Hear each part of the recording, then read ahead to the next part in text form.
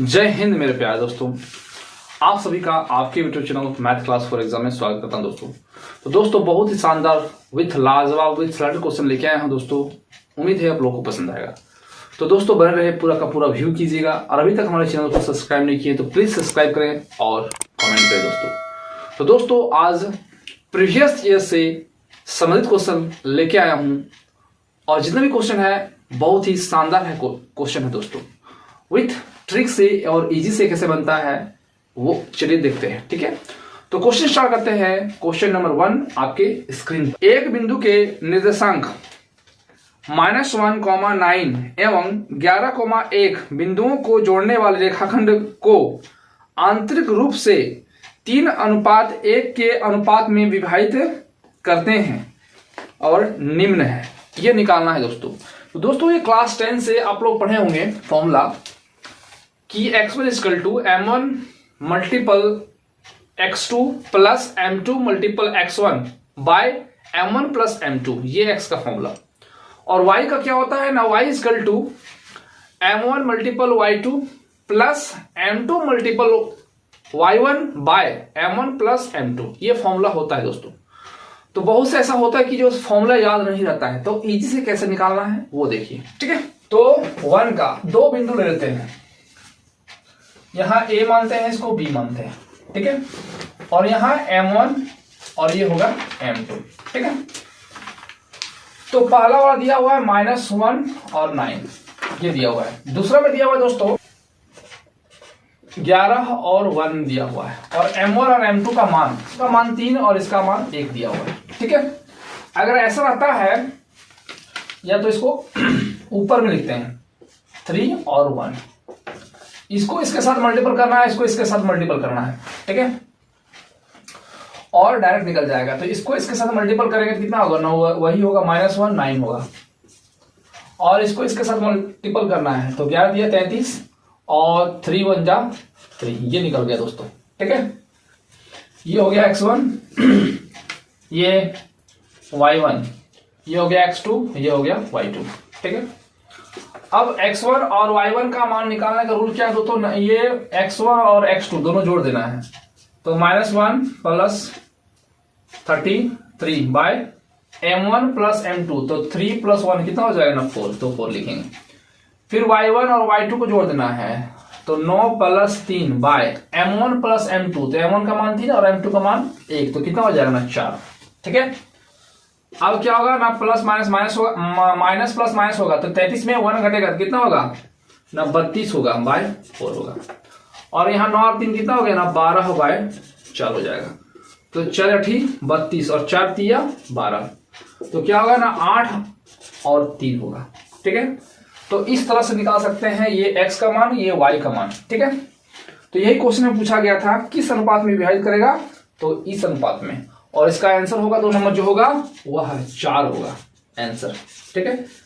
तो इस तरह से निकाल सकते हैं इजी से और आसानी से, और फॉर्मूला से बनाते हैं तो बहुत ही लंबा बनेगा, ठीक है। तो ये रूल्स याद रखिएगा, ठीक है। तो क्वेश्चन नंबर 2 दोस्तों, प्लेटफॉर्म के ऊपर से 50√3 की दूरी पर टावर के शीर्ष का उन्नयन कोण 30 डिग्री है।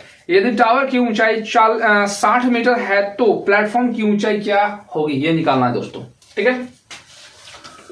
तो 2 नंबर, तो मान लेते हैं ये हो गया, ये प्लेटफॉर्म हो गया, प्लेटफॉर्म, ठीक है। और इसकी ऊंचाई मान लेते हैं y, और इसी पर टावर है, और टावर से शीर्ष का उन्नयन कोण जो है, उन्नयन कोण जो है वह 30 डिग्री का कोण बना रहा है, ठीक है। तो जिसमें से ये पूरा टावर का जो ऊंचाई दिया हुआ है जमीन से लेके, यहां से लेके, वह 60 मीटर दिया हुआ है, ठीक है।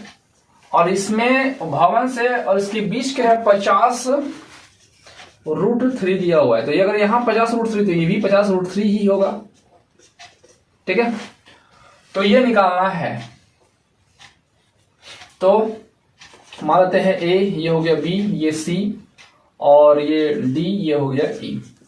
तो AE का लंबाई क्या होगा ना, 60 में y घटा देंगे तो कितना हो जाएगा ना 60 - y, ठीक है, ठीक है। तो इस कंडीशन में लिखना है ना 10 कितना ना 10 जो है वह 30 डिग्री इक्वल टू, तो P बटा B होता है, तो P ये हो गया यानी 60 माइनस वाई और B ये नीचे वाला हो जाता है, तो 50√3। और 10 45 डिग्री का मान क्या होता है दोस्तों ना 1√3 होता है, तो 60 माइनस वाई बाय 50√3, ये √3 ये √3 कट जाएगा, तो 50 को 1 से मल्टीपल करेंगे कितना होगा ना 50 और ना 60 माइनस वाई। ठीक है, अब यहाँ इसको घटाना है, क्या होगा ना यहाँ 50 में 60 घटाएंगे कितना हो जाएगा ना 10 हो जाएगा, और यहाँ माइनस वाई है, ये माइनस माइनस कट जाएगा, तो वाई का मान कितना होगा ना 10 मीटर होगा। इसका ऑप्शन नंबर जो होगा वह 2 होगा। तो इस तरह से निकाल सकते हैं इजी से और आसानी से। ठीक है, क्वेश्चन नंबर 3 दोस्तों, 6/8 में 5 और 6/25 में 4 के स्थानीय मान का योग लिखिए, यानी स्थानीय मान निकालना है दोस्तों नंबर का ना 6/8, तो 6/8 का क्या होगा ना डिवाइड करेंगे तो 0.75 होगा। ठीक है, और ना 6/25 को डिवाइड करेंगे दोस्तों पर इसको भगा देंगे तो 0.24 होगा। ठीक है, तो इसमें बोला गया है कि 5 का स्थानीय, इसमें 5 का स्थानीय मान और इसमें 4 का स्थानीय मान का योग क्या होगा, तो इसमें 5 का स्थानीय मान तो 0.05 हो गया और इसमें 4 का स्थानीय मान तो 0.04 हो जाएगा, यानी ये जो संख्या होता है इसको हटा देना है तो 0 लिख सकते हैं, और 5 का पूछा था इसलिए 5 लिखना है, इसमें 0 लिखेंगे और पॉइंट देंगे, ये संख्या को हटाना है तो क्या हो जाएगा 0 हो जाएगा 4, यानी 4 का स्थानीय मान पूछा गया था इसलिए से कर रहे हैं, तो क्या हो जाएगा ना 0.09 हो जाएगा। अब इसका पॉइंट जब हटाएंगे तो कितना हो जाएगा ना 1 हो जाएगा, यहाँ एक संख्या 1 और 1 2 संख्या इसलिए 2 0, यानी 9/100 होगा। इसका ऑप्शन नंबर होगा दोस्तों ऑप्शन नंबर 3 इसका आंसर होगा। ठीक है, तो इस तरह से निकाल सकते हैं इजी से और आसान। एक खाद्य खुदरा श्रृंखला की बिक्री का 30% भाग डेयरी उत्पाद है और शेष ताजे उत्पाद हैं। यदि श्रृंखला में प्रत्येक माह लगभग 50,000 रुपए की बिक्री होती है तो डेयरी उत्पाद की बिक्री राशि क्या है, ये निकालना है दोस्तों। ठीक है, तो टोटल सेल दिया हुआ है दोस्तों ना 50,000, जिसमें ना डेयरी का सेल दिया हुआ दोस्तों 30%। ठीक है, ताजा का सेल इसका प्रतिशत था, इसका भी प्रतिशत इसका 7%। ठीक है, क्या पूछा गया है ना प्रत्येक माह में डेयरी उत्पाद की बिक्री राशि क्या है, डेयरी का, तो ना डेयरी उत्पाद बिक्री का राशि, बिक्री का राशि निकालना है दोस्तों। तो टोटल सेल 50,000 का होता है, 50,000 इसमें से 30% होता है तो 30% निकाल देना, ये 2 0 इसका सट कर जाएगा, तो 5 दिया 15 हो जाएगा, यहाँ 1 और 1 2 और 1 3 0 हो जाएगा, 1 2 3 0 हो जाएगा। ठीक है, प्रश्न नंबर 1। ठीक है, तो इस तरह से निकाल सकते हैं इजी से और आसानी से। तो 15,000 की जो क्या होगा ना सेल होगा। तो क्वेश्चन नंबर 5 दोस्तों, सीमा की वार्षिक आय जो है वह 15 लाख रुपए है, हर महीने वह 30,000 रुपए EMI देती है, उसकी मासिक वेतन का कितना प्रतिशत EMI में जाता है, ये निकालना है दोस्तों, यानी मासिक में निकालना है। और जिसमें से वार्षिक आय दिया हुआ है, तो सीमा की वार्षिक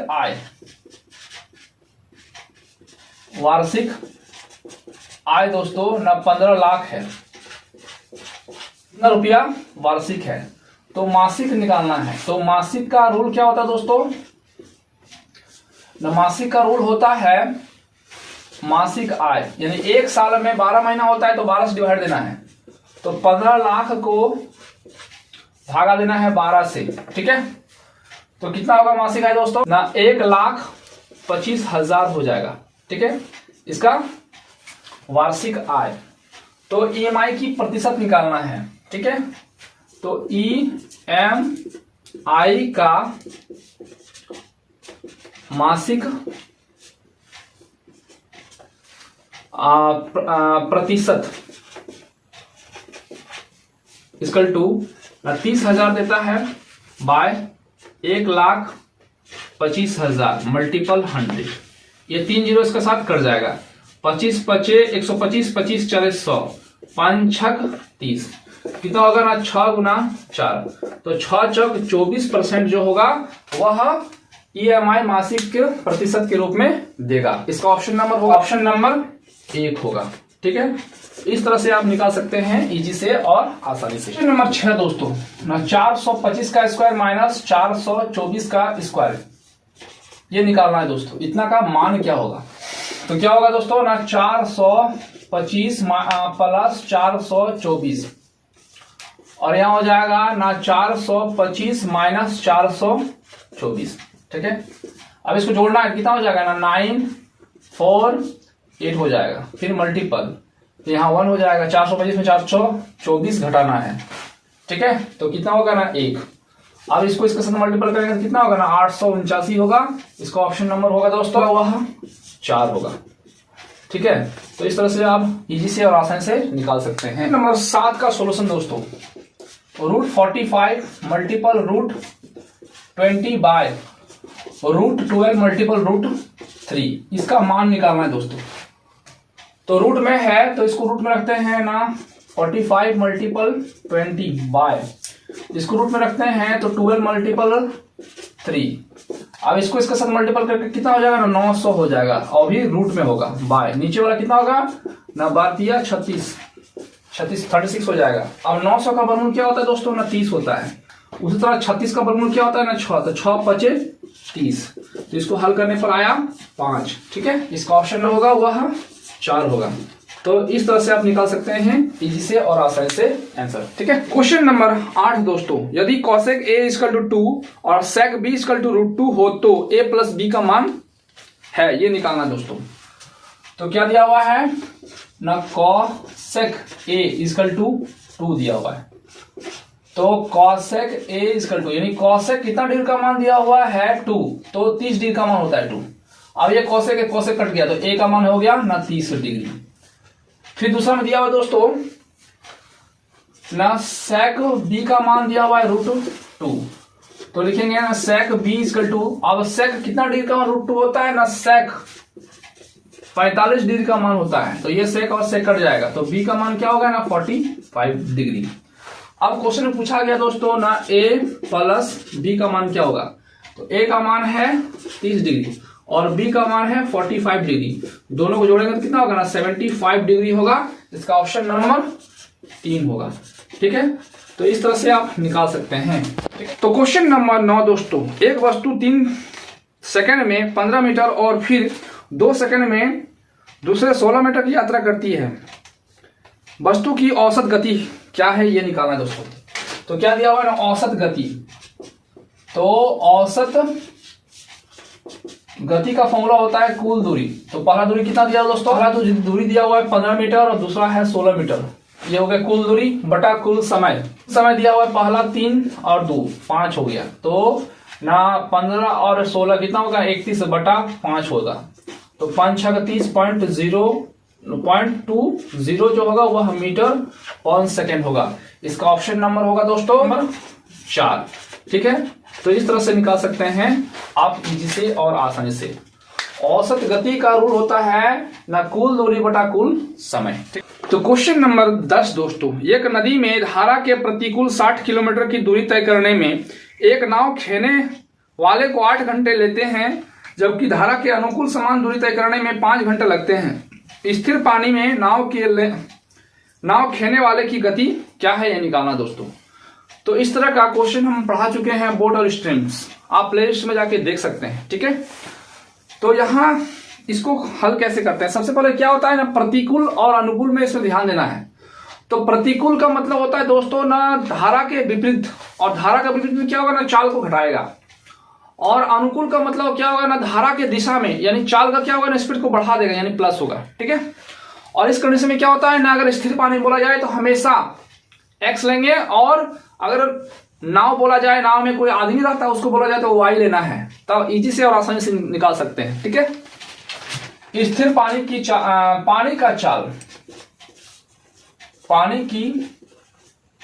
चाल ले लेते हैं x किलोमीटर पर घंटा, और नाव की चाल इसको मानते हैं y किलोमीटर पर घंटा।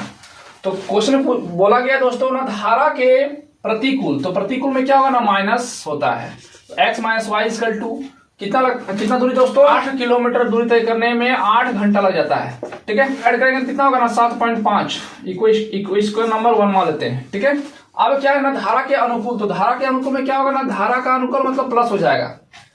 ठीक है, दूरी यानी 60 किलोमीटर दूरी तय करने में 5 घंटा लगता है, तो कितना होगा ना 5 कम 5 5 10 यानी इतना किलोमीटर पर घंटा होगा इक्वेशन नंबर 2। तो इसमें पूछा गया दोस्तों स्थिर पानी में नाव खेने वालों की गति निकालना है, यानी स्थिर पानी में, ये स्थिर पानी मतलब पानी का गति निकालना है x का मान, इक्वेशन 1 और 2 से। तो क्या हो जाएगा ना ये और ये कट जाएगा। ठीक है, तो यहाँ एक लिख सकते हैं ना x minus Y equal to 7.5 और x प्लस वाई का मान दिया हुआ है ना 12, ये कट जाएगा तो x और x क्या होगा ना 2x हो जाएगा। अब इसको जोड़ेंगे कितना होगा ना 19.5 होगा, 2 से भागा देंगे तो 19.5 को 2 से भागा देंगे कितना आएगा ना 9 दूनी 18.75 किलोमीटर पर घंटा होगा। इसका ऑप्शन नंबर जो होगा वह 3 होगा। ठीक है, तो इस तरह से निकाल सकते हैं इजी से और आसानी से, ये सबसे बेस्ट ऑफ बेस्ट तरीका होता है एक्स एंड वाई से। क्वेश्चन नंबर 11 दोस्तों 4.5% वार्षिक साधारण ब्याज की दर से 4,600 रुपए में 5 वर्षों में कितना ब्याज मिलेगा, यानी ब्याज निकालना है दोस्तों। तो इस तरह रहता है, तो क्या लिखना है पहले PRTSI, तो मान लेते हैं P का मान 100 और R का मान दिया हुआ है 4.5 और समय का मान दिया हुआ है 5। ठीक है, तो इससे इसको मल्टीपल करेंगे तो ऐसा निकल जाएगा, तो कितना होगा ना 50 का 5 और 5 और 20 और 2 22 यानी 22 मान दिया हुआ है दोस्तों ना, कितना दिया हुआ है ना 4600 दिया हुआ है। तो यहाँ कितना से मल्टीपल हुआ है 46 से, तो यहाँ भी 46 से मल्टीपल करेंगे तो SI का मान निकल जाएगा। ठीक है, जब इससे इसको मल्टीपल करेंगे दोस्तों तो इसका मान क्या आएगा 1035 होगा और यही इसका आंसर होगा। ठीक है, ऑप्शन नंबर इसका होगा ऑप्शन नंबर 3 होगा। ठीक है, तो इस तरह से निकाल सकते हैं इजी से और आसानी से। हर कंडीशन में क्या करना है, इस तरह क्वेश्चन आता है तो P का मान 100 और R का मान जो दिया रहता है और T का मान दोनों को मल्टीपल करेंगे तो ये हो जाएगा SI, जिसमें से मूलधन का मान दिया हुआ है 4600, तो कितना गिना हुआ ना 46, तो बस यहाँ भी 46 से गुना कर देंगे तो जो निकलेगा वही SI होगा, यही ब्याज होगा। तो क्वेश्चन नंबर 12 दोस्तों, अब से 3 वर्ष बाद पन्ना की आयु यूजिन की आयु के 3 गुने से 4 वर्ष कम हो जाएगी। उनकी वर्तमान आयु का योग 54 वर्ष है। पन्ना की वर्तमान आयु क्या है ये निकालना दोस्तों। तो पन्ना की वर्तमान आयु को मान लेते हैं, पहले पन्ना की आयु को मान लेते हैं ना, पन्ना की आयु को P मान लेते हैं और यूजिन की आयु को मान लेते हैं E। ठीक है, 3 वर्ष बाद तो पन्ना की आयु तो P प्लस 3 हो जाएगा और यूजिन की आयु क्या होगा ना, इसमें भी 3 साल हो जाएगा, ये हो गया ना 3 साल बाद। तो पन्ना की आयु यूजिन की इसमें है कि 3 वर्ष बाद पन्ना की आयु यूजिन की आयु की 3 गुनी है, तो 3 गुनी से है तो 3 गुनी करना है, ये हो जाएगा। और कितना कम हो जाएगी ना 4 वर्ष कम हो जाएगी, तो 4 वर्ष कम कर देना है। ठीक है, ये रूल्स फॉलो करना है। उसका क्या होगा ना P प्लस 3 इक्वल टू, इसको इसके साथ मल्टीपल करेंगे तो 3E इक्वल टू प्लस 3 3 9 हो जाएगा, 4 का 4 रहेगा। अब क्या करना है दोस्तों ने, इधर 3 है इसको ले आएंगे इधर, तो P minus 3E equal to, तो यहाँ प्लस माइनस माइनस यानी 5 में 9 9 में 4 कटेगा कितना होगा ना 5 होगा। अब यहाँ प्लस है तो जाकर क्या होगा ना -3 हो जाएगा। ठीक है, तो P minus 3E equal to घटाएंगे कितना हो जाएगा ना 2 हो जाएगा, इक्वेशन नंबर 1। ठीक है, अब लिखा हुआ है कि पन्ना और यूजिन की वर्तमान आयु जो है वह 54 वर्ष है, तो P plus E equal to 54 वर्ष है, इक्वेशन नंबर 2। तो क्या पूछा गया ना, पन्ना की आयु क्या है ये निकालना दोस्तों। तो इस तरह रहता है, तो यहाँ क्या है ना, पहले ये कॉमन करना होगा, काटना होगा, तब ये निकल जाएगा। तो यहाँ क्या मल्टीपल है 1, तो यहाँ 1 से मल्टीपल करना है। यहाँ क्या मल्टीपल है 3, तो यहाँ 3 से मल्टीपल करना है। अब 1 से इसको मल्टीपल करेंगे तो क्या होगा ना P minus 3E equal to 2 हो जाएगा। और 3 को P से मल्टीपल करेंगे तो 3P हो जाएगा, फिर प्लस 3 को E से मल्टीपल करेंगे तो 3E हो जाएगा, और इसको इसके साथ गुना करेंगे कितना हुआ 4 × 12 5 × 15 1 16 इतना हो जाएगा। अब ये कर जाएगा तो 3 और यहाँ 1 कितना होगा ना 4P इक्वल टू यहाँ प्लस प्लस प्लस हो जाएगा 164 हो जाएगा। अब 4 से काट सकते हैं तो 4 4 16, 4 एकम 4, यानी पी का मान जो होगा वह 41 वर्ष होगा। इसका ऑप्शन होगा ऑप्शन नंबर 4। ठीक है, तो आप इस तरह से निकाल सकते हैं इजी से और आसानी से। ये बेसिक तरीका था और बाय रूल फॉलो किए, निकल गया। ठीक है, तो दोस्तों इसी तरह से हर क्लास सेलेक्टेड और प्रीवियस ईयर में पूछा हुआ क्वेश्चन लेके आते हैं दोस्तों। उम्मीद है आप लोगों को पसंद आया होगा। तो दोस्तों अभी तक हमारे चैनल को सब्सक्राइब नहीं किए तो प्लीज सब्सक्राइब करें और एंड कमेंट जरूर करें दोस्तों। तो दोस्तों आज तक इतना ही। जय हिंद, जय भारत।